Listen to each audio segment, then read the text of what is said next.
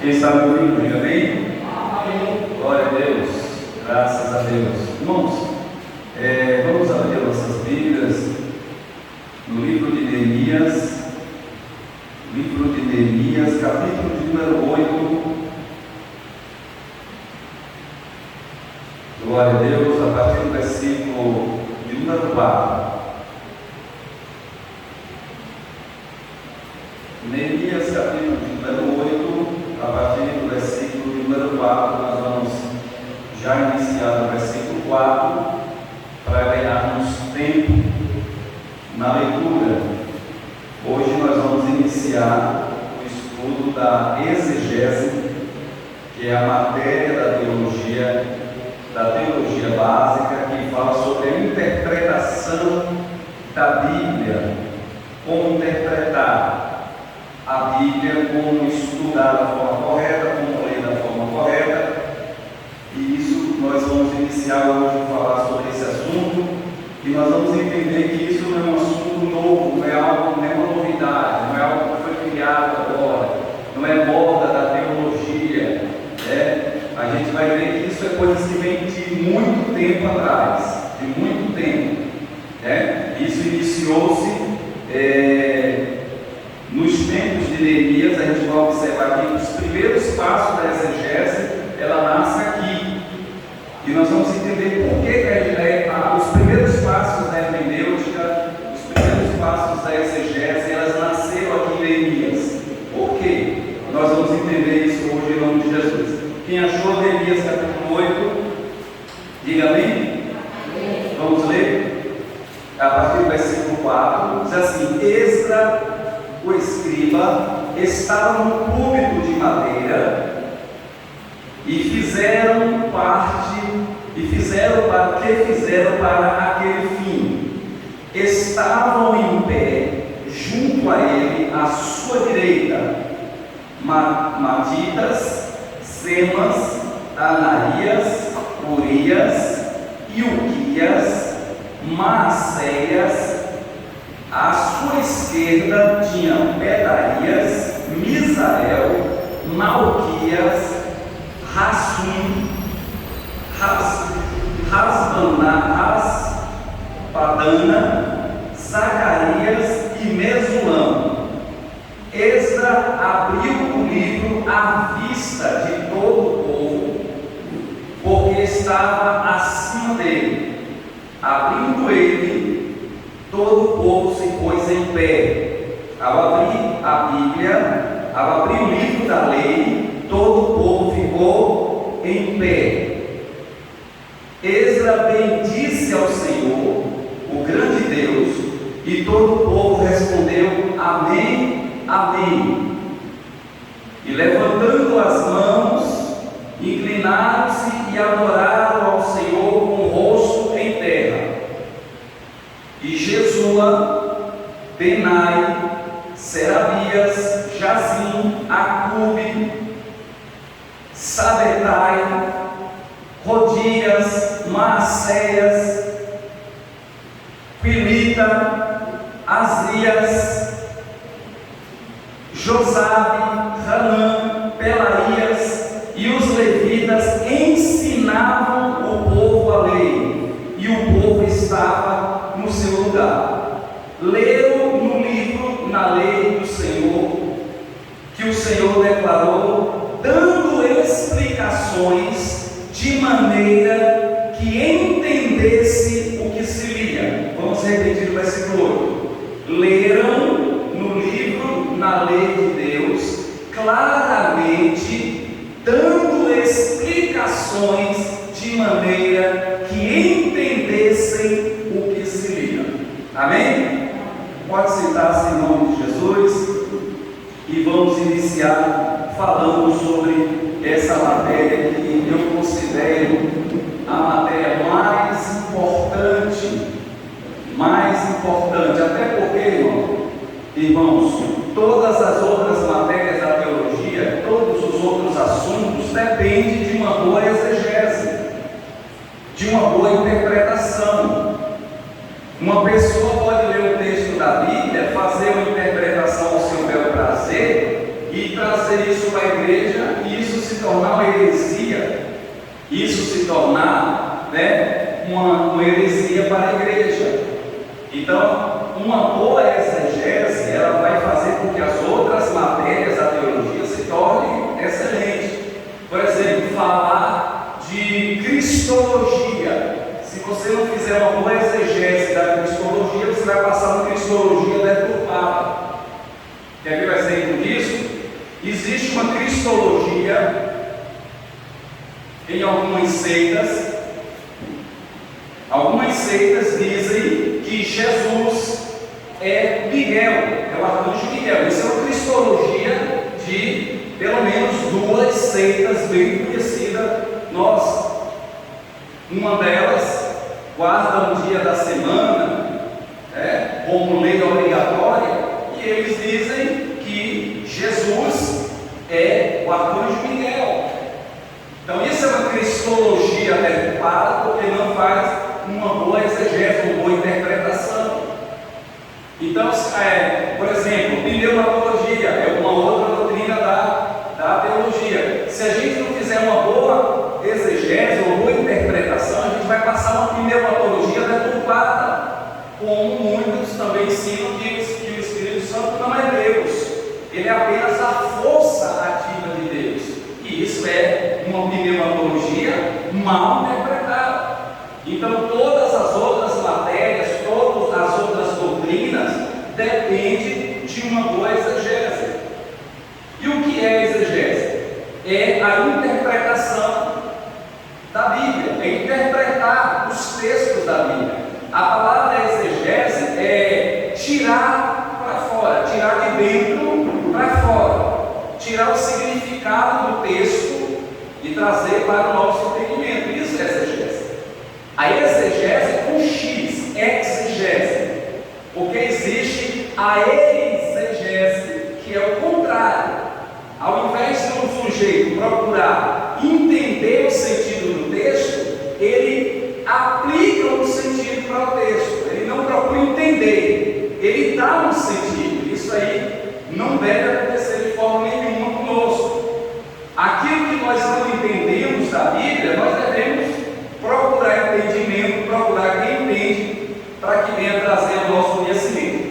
Então, por que, pastor, há uma necessidade da hermenêutica? Por que há uma necessidade de exegese? Se a Bíblia é o livro de Deus, se a Bíblia é um livro espiritual, se a Bíblia é um livro divino, por que nós precisamos de interpretação? Porque apesar da Bíblia ser a palavra de Deus, a Bíblia ser inspirada pelo Espírito Santo, ela foi escrita em línguas humanas, em línguas que precisam ser estudadas, precisam ser entendidas. A Bíblia foi escrita por homens que tinham suas personalidades. Eles viviam em épocas e em culturas diferentes da nossa. O seu linguajar era diferente do nosso. Então nós temos que estudar sim a Bíblia para chegar ao entendimento do que ela significa. Nós temos os primeiros passos da exegese aqui, quando Neemias ele é convocado juntamente com Esdras e todos os levitas a trazerem a palavra de Deus. Aqui nós estamos diante do povo retornando do exílio da Babilônia. O povo foi levado para a Babilônia, permaneceu 70 anos lá. Eles foram para a Babilônia falando hebraico, repita comigo hebraico. E eles ficaram ali 70 anos, aprenderam as línguas dos fenícios, aprenderam a cultura, e quando eles voltaram com a língua modificada. A língua já não era mais, eles já não falavam. O menino que entrou com 1 ano já estava saindo de lá com 70 anos. O jovem que entrou com 10 está saindo com 80 anos. Então eles foram crescendo com uma língua agora modificada, que é o aramaico, que é uma mistura. Então quando eles retornaram para Jerusalém,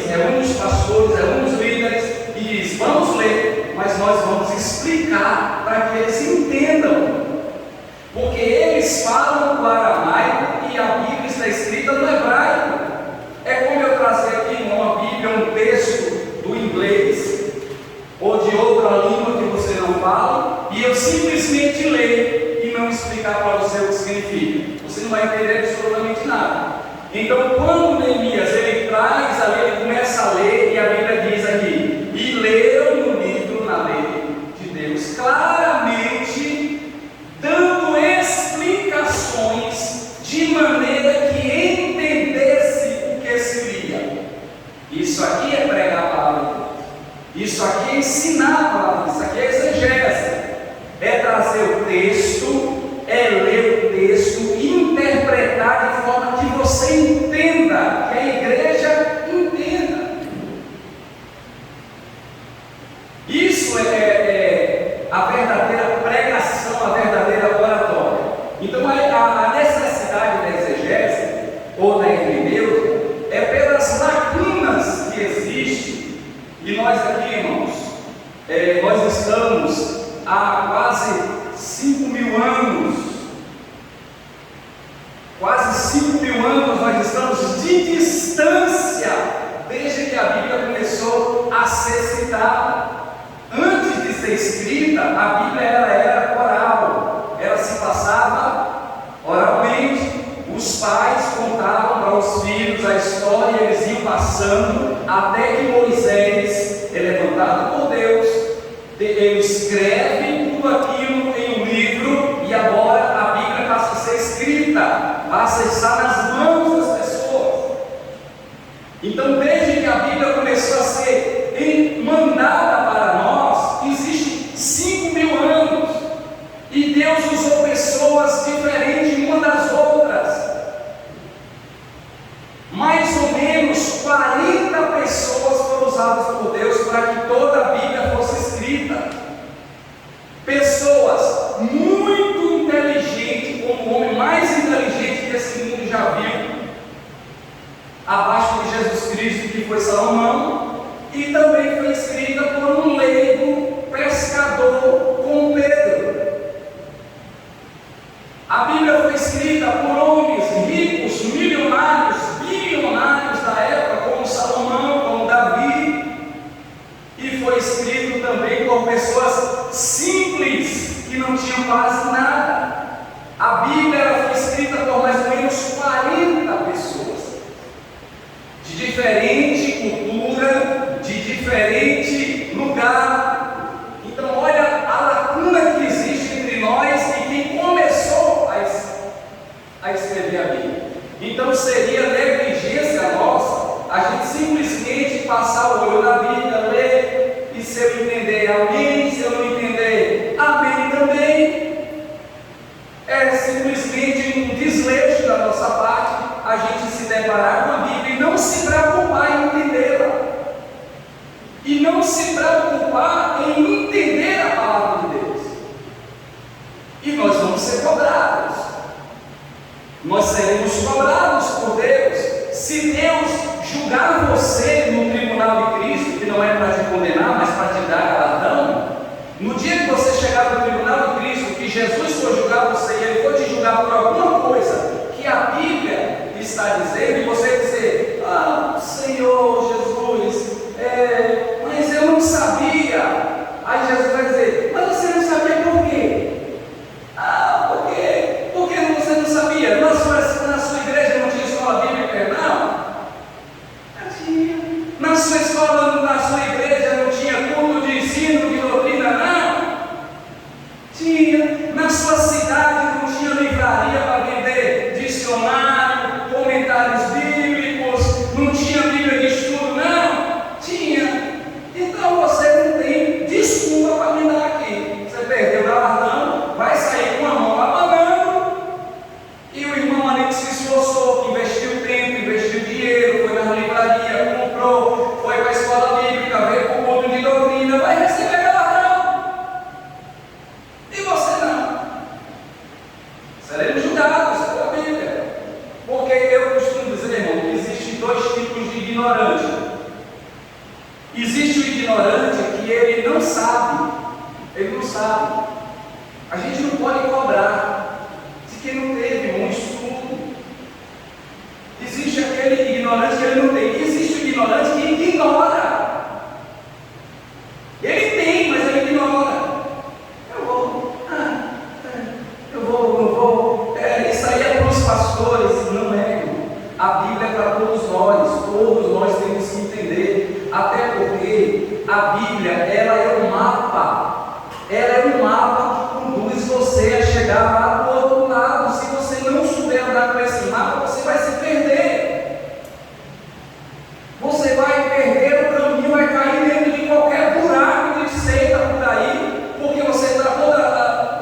E quando é que eu vou? Aí a seita, ei, aqui ó, aqui, precisa de muita coisa não, aí o sujeito não anda com mapa, não anda com lâmpada para os meus pés e mostrar o meu caminho. As seitas são atraentes, e o sujeito cai no abismo, porque está com o mapa na mão, mas ele não se preocupa em entender o mapa, em interpretar o mapa. Será que esse mapa está de cabeça para cima, está de cabeça para baixo? Será que o norte, eu estou indo para o norte, eu estou indo para o sul, estou indo para o leste, para o oeste? Nós não teremos desculpa, irmãos. Amém? Deixa eu dizer uma coisa para os irmãos aqui, olha para mim, quem está me vendo, diga amém. Amém. Aleluia. Deixa eu dizer uma coisa para você. Sabe por que às vezes a gente fica assim, pastor, por que no Antigo Testamento Deus se revelava mais? Por que no Antigo Testamento os milagres eram maiores? Porque Deus aparecia, porque anjo vinha, porque anjo lutou com Jacó. E por que nada disso acontece hoje? Sabe por quê, irmão? Porque eles não tinham o que nós temos. Eles precisavam que Deus aparecesse, eles precisavam que o mar se abrisse, eles precisavam, porque eles não tinham nada para ler, eles não tinham nada para examinar, nada. Eles precisavam. Então Deus diz assim: não, a Bíblia não está completa, a Bíblia não está toda pronta, não tem pregadores, não tem intérpretes, então eu preciso mostrar, eu preciso ir lá, eu vou me manifestar, eles vão me ver, eu vou passar perto de Moisés de costa, estender a mão, eu vou abrir o mar vermelho, mas vai chegar uma época que eu não vou abrir mais mar vermelho para ninguém. Vai chegar uma época que eu não vou mais aparecer para ninguém, porque eles vão ter tudo que eles precisam para abrir o mar vermelho, tudo que eles precisam para me enxergar, não de costa, mas de frente, de tudo quanto é lado. Então eles viam as manifestações porque não tinham o que nós temos. Então Deus diz: ó, está tudo aí agora, então chega de aparições, chega de tantas visões. Não que Deus não dê hoje, não que Deus não se manifeste hoje, não que Deus não faça milagre hoje, faz, mas Deus não se sente na obrigação mais, porque Ele já deu tudo que é necessário para que você entenda o caminho da salvação. Está tudo aqui, simples. Ah, pastor, por que então precisa da exegese, da interpretação, da hermenêutica? Por causa dessa distância que nós temos. A distância de tempo, a distância de cultura, a distância da língua, tudo isso, ela distancia-nos. Então aqui na apostila, ela diz o seguinte: na atualidade a mídia, especialmente a TV, o rádio, tem sido usada para instrumento, para espalhar a palavra de Deus, mas ao mesmo tempo tem provocado na mente de muitos cristãos a lerdeza de pensar. Hoje existe o evangelho solúvel, o evangelho de choque sempre, etc. Mas pouco se estuda a fonte do evangelho do nosso Senhor Jesus Cristo. Esse curso, ou essas palestras, tem como objetivo estimular e incentivar o estudo das Sagradas Escrituras. Isso é muito mais do que uma leitura diária e muitas vezes feitas às pressas para cumprir o ritual. Nesta aula, veremos a arte que nos leva a conhecer, entendermos e viveremos uma vida com abundância, como foi prometida por Jesus. Então ele diz aqui que a televisão tem divulgado a palavra de Deus, o rádio tem divulgado, a internet tem divulgado, mas infelizmente isso tem provocado uma lerdeza de pensar nas pessoas. Eu me lembro, irmão, que o primeiro curso de teologia que eu fiz, chamado Esquiadeg, na Assembleia de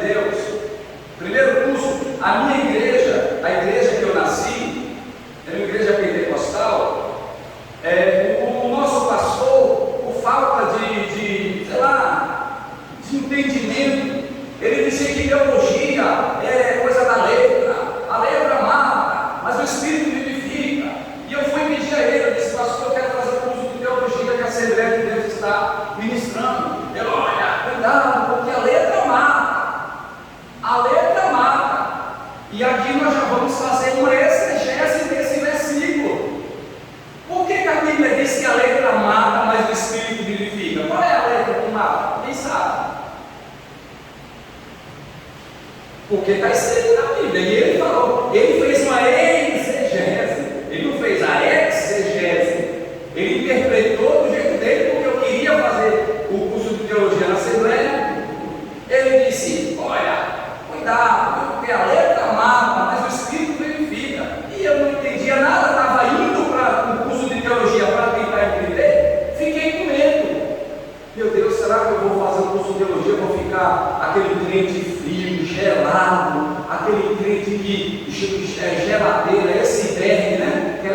Aquele túnel de gelo. Eu fiquei com medo de fazer curso de teologia e voltar todo gelado, porque eu era fogo puro, era fogo, canela de fogo, pregava meia hora só gritando, só berrando, só pulando, suava. Eu dizia: será que eu vou para o curso de teologia e vão me fazer com que eu pregue no pedestal?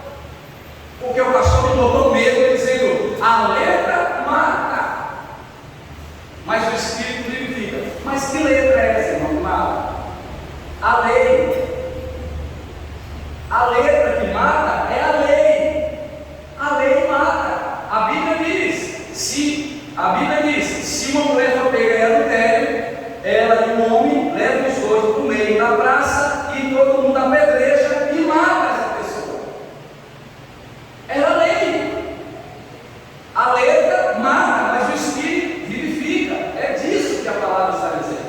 A letra que mata era a lei. Estava escrito no livro de Moisés que se alguém cometesse adultério, esse alguém morreria. Se esse alguém cometesse um pecado, morreria. Se alguém cortasse a mão de alguém, tinha que a mão dele também ser cortada. Se alguém ferisse alguém acidentalmente e o cara perdesse o olho, tinha que furar o olho dele também. Isso era a letra da lei. E essa letra matava.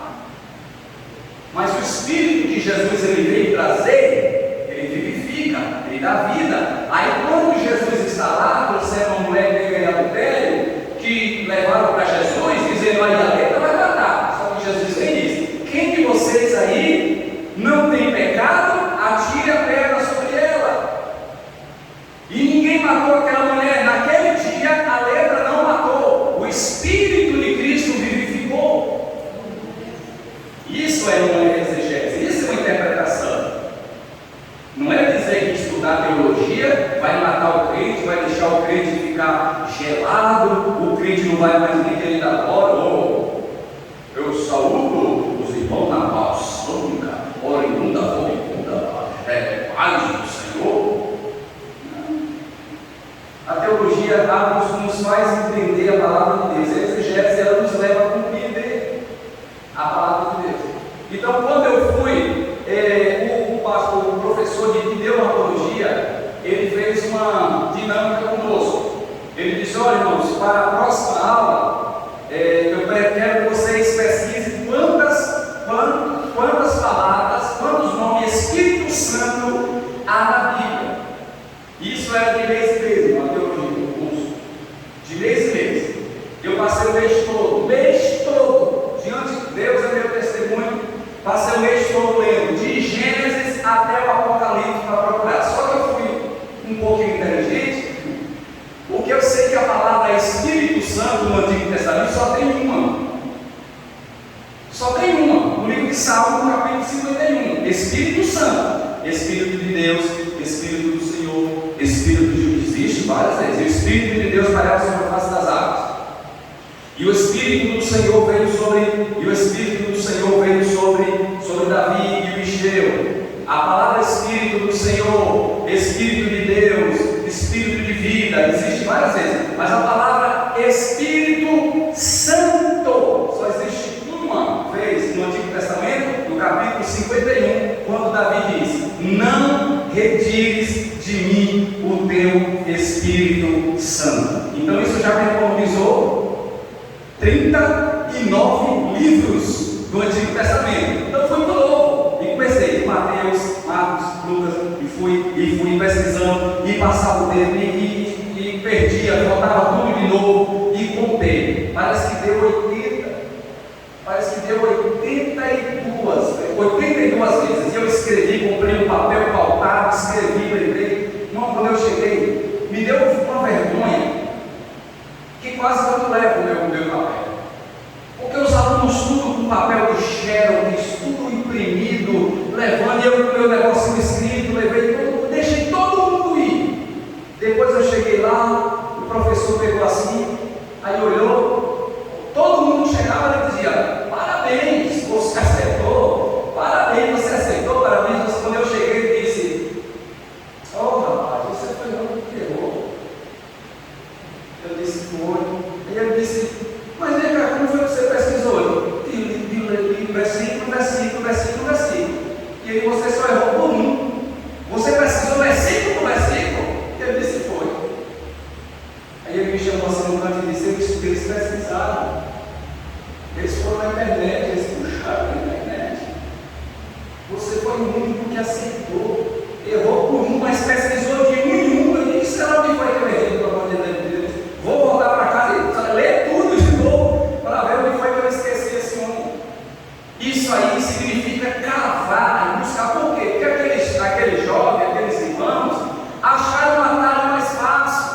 E o que foi que aconteceu? Esse tempo que eu passei foi um mês lendo versículo por versículo, e anotava, marcava onde eu parei. Isso me reservou experiência, porque eu passei por versículos que eles não passaram. Eu li versículos que eles não leram. Eu passei por histórias que eles não passaram. Quem ganhou mais? Eles ganharam na certeza, foram mais rápidos, foram mais ágeis, receberam elogio do professor. Mas eu ganhei experiência, conhecimento, profundidade, e até hoje eu lembro disso. Então nós precisamos entender que todos esses meios criam uma lerdeza de pensar. E nós temos que estudar a palavra de Deus. Estudar a palavra de Deus. Não é simplesmente ler. Existem várias formas de ler a Bíblia, existe uma forma de ler que é devocional, você lê apenas de forma ritualística, mas você estudar a Bíblia, estudar a palavra de Deus é de fato fundamental.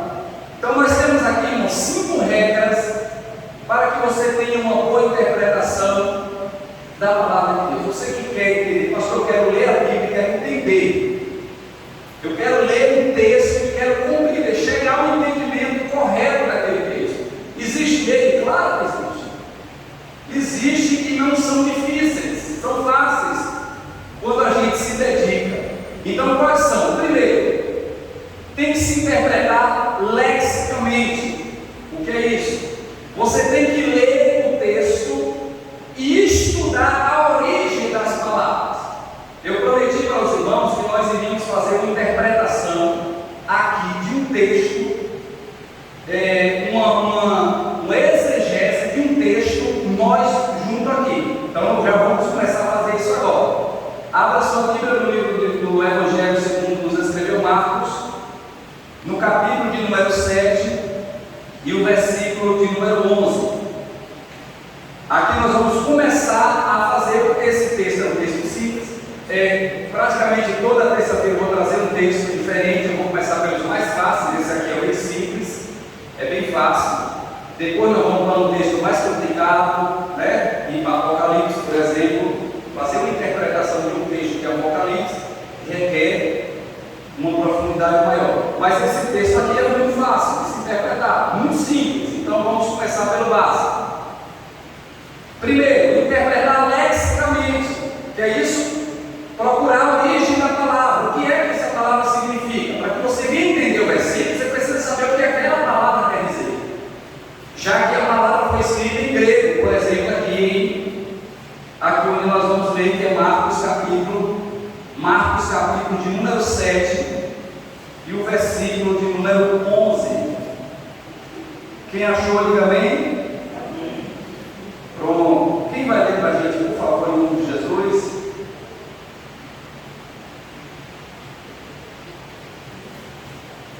alguém para mim, por favor? Porém, vós dizeis, se um homem disser ao pai ou à mãe, aquilo que poderias aproveitar de mim é cortando. Isso é o que eu fazer. Pronto. Aqui nós vamos fazer uma exegese desse texto aqui. Quem está falando, primeiro passo, nós temos que saber quem está falando, onde está falando, para quem está falando, onde ele está. Isso ajuda bastante, não é simplesmente ler. A palavra cordão me chamou a atenção. Eu vou só me preocupar com essa palavra e esquecer o contexto? Não. Até porque, quando a gente vai ler aqui as nossas regras, elas falam que nós temos que ler, primeiro, lexicamente, procurar o significado da palavra. Nós vamos procurar no dicionário o que é que significa a palavra cordão. Se bem que o próprio texto aí já explicou, mas nós vamos lá no dicionário para ver o que é que ele significa.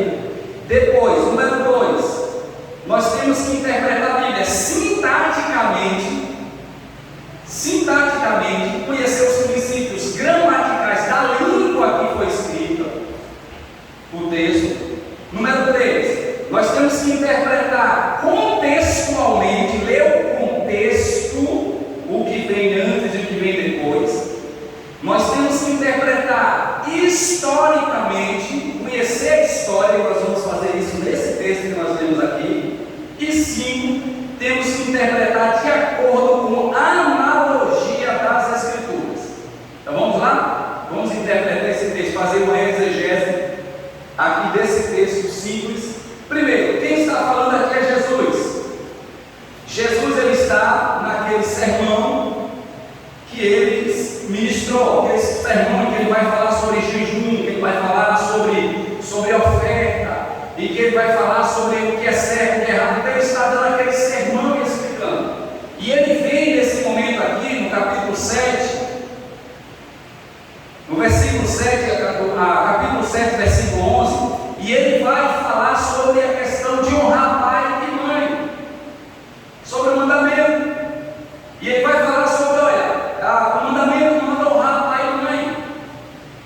Honre seu pai e sua mãe para que os seus dias se prolonguem sobre a terra. Aí ele vai dizer aqui, no versículo de número 10, ele diz: pois Moisés disse, honra teu pai e a tua mãe. E ele diz também, quem maldisser o seu pai ou a sua mãe, seja punido de morte. Aí agora está falando com aquele público que está diante dele. Vós, porém, dizer, se um homem disser a seu pai ou a sua mãe, aquilo que poderia aproveitar de mim é corbã, isso é oferta ao Senhor, então o dispensai de fazer qualquer coisa em favor de seu pai ou de sua mãe. Então o que está acontecendo aqui? Primeiro, nós vamos interpretar esse texto, descobrindo o que é que significa a palavra corbã. O texto já diz, mas vamos seguir o ritual correto, até porque vai chegar textos que o texto não vai explicar, como esse aqui já diz. Esse próprio texto já explica o que é que significa a palavra corbã. Você deve ter um dicionário bíblico em sua casa para que você vá buscar o significado. Amém? Quem tem um dicionário aí? Alguém trouxe um dicionário? Bom, a minha Bíblia aqui, ela tem um dicionário. Eu ia trazer um dicionário para mostrar a vocês aqui, mas tinha muita coisa para trazer, não deu para trazer. O dicionário da minha Bíblia, que tem aqui, diz que corbã significa coisa separada para ser dada como oferta a Deus. Coisa separada para ser dada como oferta a Deus.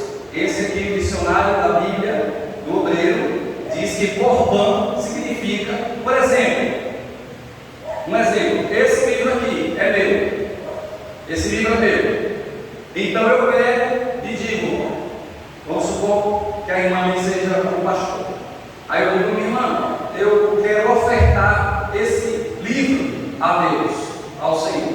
Assim, eu vou continuar usando ele, está usando, mas já está dedicado ao Senhor, já está consagrado. Não posso dar a ninguém, não posso vender, nem posso emprestar. Aí ela, como sacerdote, amém, meu irmão, cuide agora, porque já não é mais seu, é do Senhor, é oferta, é corbano. Eu levo, continuo usando, permanece em meu poder, mas já está consagrado a Deus. Não posso dar a ninguém. É algo que continua no meu poder enquanto eu estiver vivo, continua no meu poder. Eu cuido, mas eu já ofertei a Deus, eu já dei ao Senhor, já dediquei ao Senhor, e o sacerdote já orou, e a minha família sabe, e os meus filhos, quando eu morrer, não vão poder herdar esse livro. Está fora da herança, porque já foi dedicado ao Senhor, ao templo, à casa de Deus. Então, o que era que se estava fazendo na época de Jesus? Os filhos, que os pais estavam ficando velhos, eles, pela lei de Moisés, tinham a obrigação de cuidar dos velhinhos. Eles tinham a obrigação de pegar o dinheiro, a fazenda, o cuidado e cuidar dos pais. Só que esses jovens, eles não queriam responsabilidades. Eles não queriam responsabilidades. Eles não queriam o peso de cuidar de seus pais. Eles pegavam tudo, iam ao sacerdote e diziam: quero ofertar tudo ao Senhor. Quero ofertar, é corbano. Tudo que está em meu poder é ofertado a Deus. Eu continuo usufruindo, mas pertence a Deus. Então, a partir desse momento, eu não tenho nenhuma obrigação com meus pais mais, porque nada que tenho é meu, já ofertei ao Senhor. Então, Jesus ele está dizendo: vocês ouviram o que foi que Moisés falou? Moisés falou que aquele que desonra o pai deve ser morto. Vocês devem honrar os vossos pais, vossas mães, mas o que é que vocês estão fazendo? Vocês estão, a lei está dando brecha. A lei, o sacerdote, ele poderia dizer, a irmã poderia dizer: pastor, o senhor não tem vergonha não? De vir para cá oferecer algo à igreja só para tirar a responsabilidade de cuidar de seu pai? A igreja deveria dizer para mim que não ia aceitar aquela oferta. Não, você não pode fazer isso. Você está aqui oferecendo só porque você não quer carregar o peso de cuidar de seus pais. Mas a igreja dizia: se alguém ofertar tudo que é seu, não tem obrigação nenhuma de cuidar mais dos seus pais. Então Jesus estava condenando essa prática de usar de artifício, oferecendo algo a Deus, tirando a responsabilidade de cuidar dos pais. E isso aqui eles estavam desobedecendo a lei de Deus, eles estavam desobedecendo o mandamento, onde o próprio Jesus ele fala. O próprio Jesus ele vai falar: porque fazendo isso, vocês estão invalidando a palavra que manda que vocês honrem vossos pais. Então a palavra corbano que Jesus usa ali, eles usavam uma espécie de, era uma afronta que dizia, o filho dizia para o pai: tudo que você vai aproveitar de mim é corbano, ou seja, você não tem mais nada a aproveitar de mim, porque tudo já ofertei a Deus. Então imagina aquele pai que dedicou sua vida, trabalhou na roça, sofreu para criar esse filho, e agora o filho pega tudo que é dele, diz, porque isso era só uma forma, olha para mim aqui, era só uma formalidade da lei, porque o cara comia tudo, e quando morria já não tinha mais nada, era só uma desculpa para não cuidar dos pais, para não ter uma responsabilidade. É como hoje acontece, irmãos. Hoje você já viu, um dia eu vi uma reportagem de uma casa de idosos, dá vontade de chorar, velhinhos, irmãos ali, velhinhos, e a repórter veio perguntar: os seus filhos vêm me ver? E ela chorando, dizendo: não, tem 1 ano, tem 2 anos, e ninguém vem me ver. O filho, ela limpou ele, ela deu banho, ela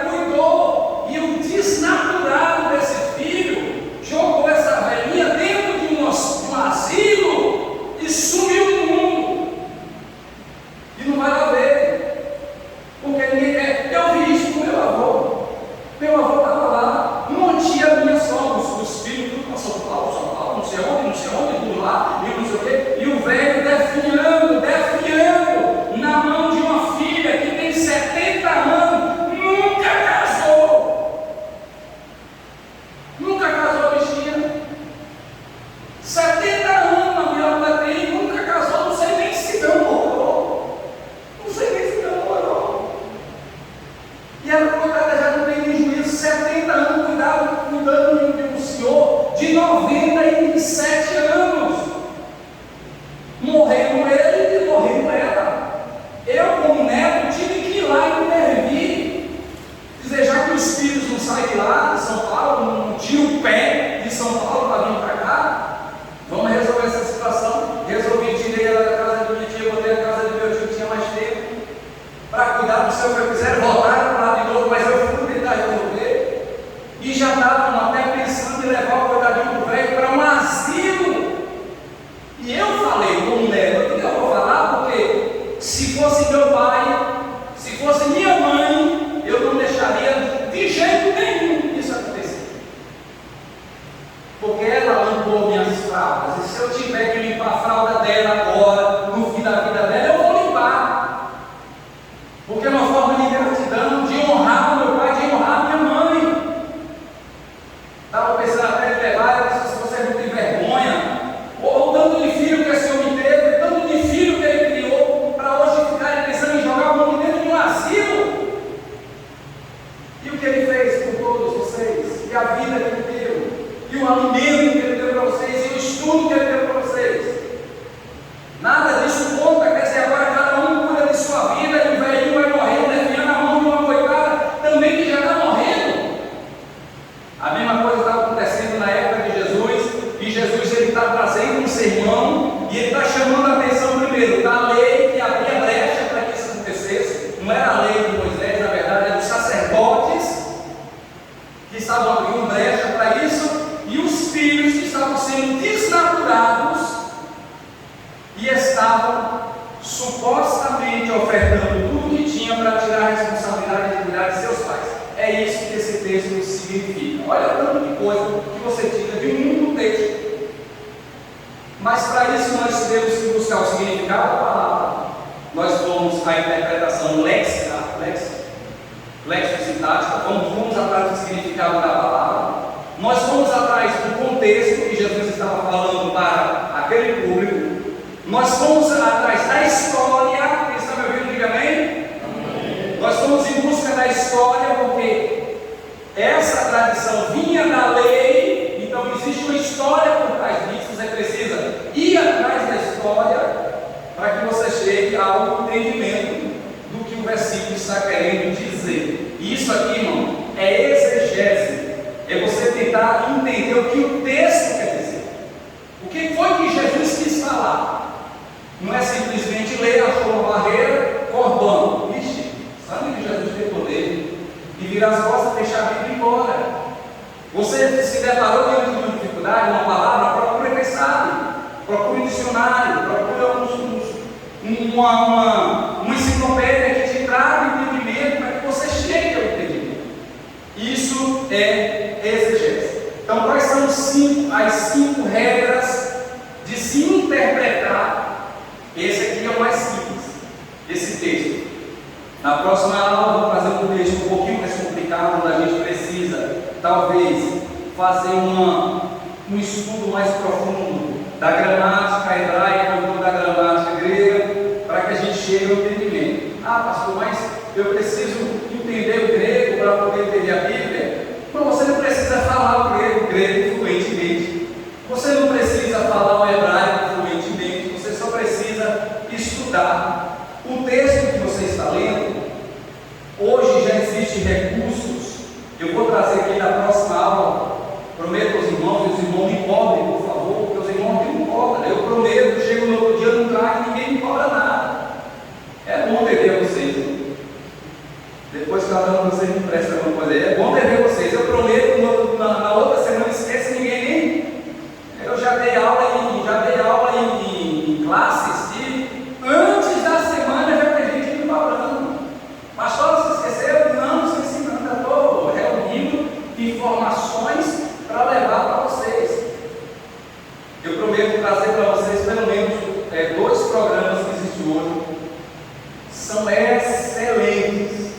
Programas você pode colocar no seu celular, você pode colocar no seu computador, no seu notebook, e ele vai lhe dar um texto bíblico, um único texto. Você vai ter ele em várias versões da Bíblia. Você vai ter ele na linguagem de hoje, na revista corrigida, Revida, na Atualizada, vai ter na King James, você vai ter em todas as versões, você vai ter o mesmo versículo e vai conseguir entender ali o que significa.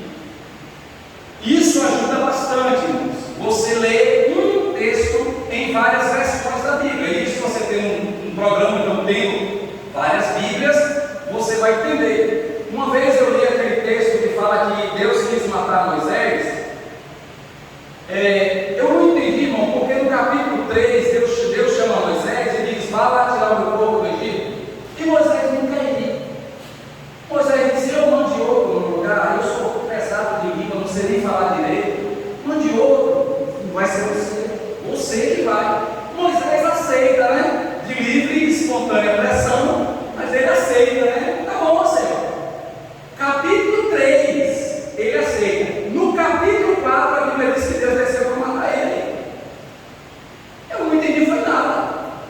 Mas, gente, Deus manda o homem não quer ir. E quando o homem aceita, Deus desce para matar. Aí fui estudar e entendi que para Moisés entrar no Egito, ele tinha que circuncidar os 2 filhos. E ele só circuncidou um. E ele ficou com um dos meninos sem circuncidar, ganhando tempo. Ele ficou acampado na frente do Egito, olhando para o Egito, e retardou a circuncisão do menino, talvez com medo de ir, talvez com medo de encarar o faraó. E sabe por quê? Eu sei que ele retardou, mas o povo estava sofrendo e Deus se irou com isso e disse: não, peraí, primeiro o cara aceita aí, e depois fica fazendo aí esse showzinho. Eu vou descer e vou matar ele. E desce para matar, ele ia matar ele. Não matou por quê? Quem já leu? A esposa dele pegou uma pedra, circuncidou, e aí fez o que depois? Que ela circuncidou? Era aí que eu não entendia, era aí que ele fazia o caracol na cabeça. Ela pegou a pedra, jogou aos pés de quem? De Moisés. Isso, uma tradução diz isso, né? Uma tradução diz: jogou aos pés de Moisés e disse: tu és um marido sanguinário. Pronto. Até ali parece que Moisés está bom, né? Aí a Bíblia diz que Moisés ficou bom. Só que quando eu peguei a Bíblia hebraica, eu fui ler o mesmo texto na Bíblia hebraica, diz assim: e ela, tendo circuncidado, jogou aos pés dele e disse: tu ensanguentaste o meu marido. Então, a Bíblia hebraica diz que não foi nos pés de Moisés que ela jogou a pedra. Ela jogou aos pés dele e disse: tu ensanguentaste o meu marido. Ela viu que ele estava com a espada fincada em Moisés, e o sangue saiu pelo olho, pelo ouvido, pelas unhas, pela boca, por tudo quanto era lugar, estava saindo sangue de Moisés morrendo. E ela disse: meu Deus, o que é que eu faço? Meu Deus, o que é que eu faço? E o homem morrendo, com a espada, e ela costa, joga e diz: tu ensanguentaste meu marido. O anjo puxa a espada e vai embora. Não foi nos pés de Moisés, foi nos pés de quem estava ferindo a Moisés que ela jogou. Então eu peguei 2 Bíblias, a versão de João Ferreira de Almeida, ela dá a explicação mais simples. Tu és o marido sanguinário. E parece que ela está falando com Moisés, e jogou aos pés dele. Pode ter sido, mas a Bíblia hebraica já leva para esse caminho, mas que leva a gente a raciocinar. Então, quando você pega várias versões e compara, você vai comparando uma a outra e vai chegando ao entendimento. Amém? Vamos finalizar e a gente continua na próxima semana, se Deus nos permitir. Mas hoje nós já falamos das 5 regras de interpretação, que é interpretar lexicamente, é você buscar o sentido da palavra. Procure comprar um dicionário, um bom dicionário. Procure comprar um comentário bíblico. Quem sabe ouvindo, diga amém. Procure comprar enciclopédias culturais que falam sobre culturas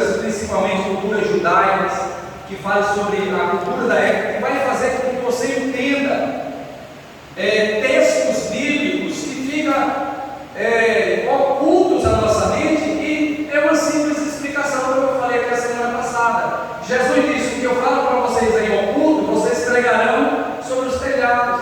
E Jesus estava falando de uma coisa que era comum na época dele, eram as mulheres, não era fofocar, eu uso a expressão fofocar, mas na verdade as pessoas passavam as notícias em cima dos telhados, elas usavam os telhados para lavar roupa, para conversar e para passar as notícias. Olha, o Messias vai entrar aí na cidade, fiquei sabendo que ele vai vir no domingo, e a notícia ia passando uma para a outra. Só que Jesus estava dizendo que o que ele estava pregando, ele estava tendo que pregar escondido, mas ia chegar o tempo que o evangelho ia ser pregado em cima dos telhados, sem que ninguém pudesse impedir. Então é uma coisa simples, mas quando a gente entende a cultura, a gente chega ao entendimento da cultura, fica mais fácil a gente compreender. Então você vai ler a Bíblia, você vai se deparar com textos, você não vai entender, mas não se conforme, procure ler o contexto, procure ver o significado das palavras, procura outra versão, pega a linguagem de hoje, porque ela traz uma explicação mais explicada. Pega a linguagem de hoje, vê se você consegue se ler, depois de pegar tudo isso, você mesmo assim não entendeu, aí vai, procura outro recurso, mas não se conforma em não entender, não se conforme em não entender a palavra de Deus. Procure meios, procure recursos, compre, invista. A gente investe tanto, a gente quer dirigir um carro e a gente investe R$3.000 para pagar uma autoescola, para comprar uma carro do laudo, para pagar para a gente dirigir, porque é algo que a gente quer aprender a dirigir. A gente não mede esforço, a gente divide no cartão de 24 vezes, 48 vezes, mas a gente paga. Invista. Compre Bíblia, compre livros, compre comentários, e leia, e estude, escavaque, busque, porque isso vai salvar a sua vida. E outra coisa, isso pode salvar o seu amigo, o seu parente, o seu marido, o seu filho, porque quanto mais entendimento você tem da palavra, olha aqui para mim, irmãos. Quanto mais entendimento você tem da palavra, mais desejo você provoca nas outras pessoas de conhecerem a palavra. Um dia eu estava falando com um rapaz, ele disse assim: pastor, por que quando eu converso com o senhor, eu saio com vontade de ir para casa para ler a Bíblia? É só conversar com o senhor, eu saio com vontade de ler a Bíblia, chego em casa, pego a Bíblia, mas aí quando eu pego, não é quando eu estou conversando com o senhor que fica tudo claro, aí fica tudo escuro de novo, eu não entendo nada, e desisto, joga ela para o canto. Por quê? Eu disse a ele uma coisa: porque eu já comi tanto dessa palavra, que quando eu converso com você, isso eu estou falando no sentido espiritual. Quando eu converso com você, até o meu hálito espiritual traz o cheiro daquilo que eu me alimentei. Quando eu converso com você, a minha aparência espiritual transparece, como Daniel, Sadraque, Mesaque e Abednego transpareceram para o rei, que tinha mais saúde do que os outros, porque com ele do que era saudável.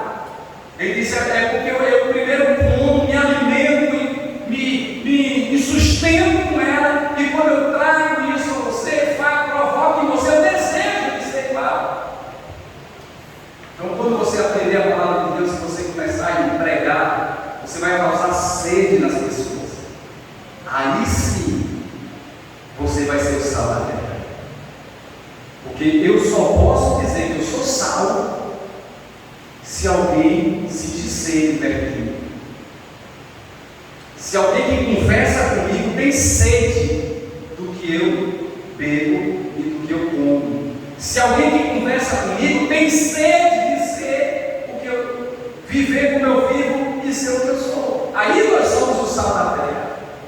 Quando a gente provoca naquele a sede, o desejo também de ter esse mesmo conhecimento.